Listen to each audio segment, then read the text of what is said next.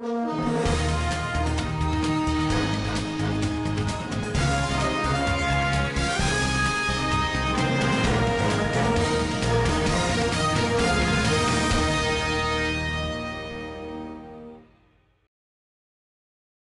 1er décembre 2021 a eu lieu entre les représentants du ministère des Infrastructures et ceux du cadre.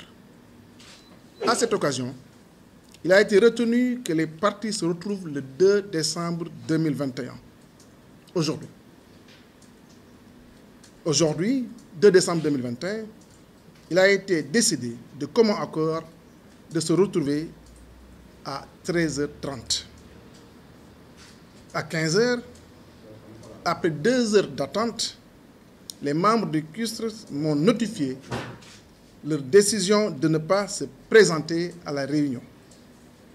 En effet, ils ont exigé, avant de se présenter à toute réunion, la présence de tous les autres ministres dont les départements sont concernés. Le ministère de l'Intérieur, le ministère des Forces armées, le ministère des Finances et du Budget, le ministre de l'Environnement et du Développement durable, le ministre des Collectivités territoriales et le ministre du Travail.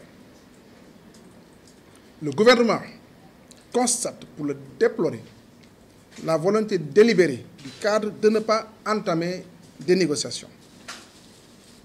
Hier, le 1er décembre 2021, dès la sortie du Conseil des ministres, sur instruction du chef de l'État, les ministres concernés par les différents points de la plateforme revendicative se sont réunis. À l'issue de cette réunion, plusieurs propositions concrètes ont été retenues que le ministre des Transports terrestres est chargé d'exposer aux membres du cadre. Ces points portent essentiellement sur 3 postes de contrôle routier qui seront mis en fonction par corridor routier. D'ailleurs, cette mesure a déjà commencé à être appliquée. Un arrêté interministériel est en cours d'élaboration pour rendre effective cette décision du gouvernement. Concurrence déloyale. L'État est contre toute forme de concurrence déloyale.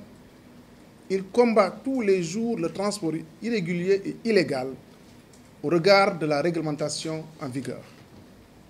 Des rencontres avec les ministres en charge des forces armées, de la justice et de l'intérieur pour l'intensification de la lutte contre le transport illégal et irrégulier sont en cours.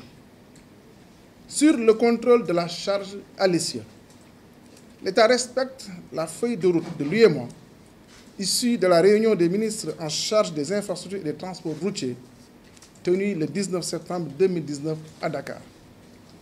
L'enjeu pour le Sénégal consiste à préserver le patrimoine routier pour lequel les investissements financiers très importants sont consacrés chaque année en termes de construction et de réhabilitation. Le gouvernement du Sénégal est sensible aux nombreux désagréments subis par les populations. Il s'agit par exemple des personnes qui n'ont pas pu effectuer des déplacements pour leurs activités professionnelles, des élèves et étudiants qui n'ont pu accéder à leurs écoles, des malades qui n'ont pu rejoindre leur lieu de soins, des ménagères qui ont éprouvé des difficultés pour s'approvisionner dans les marchés, des commerçants qui sont dans l'incapacité d'acquérir des marchandises.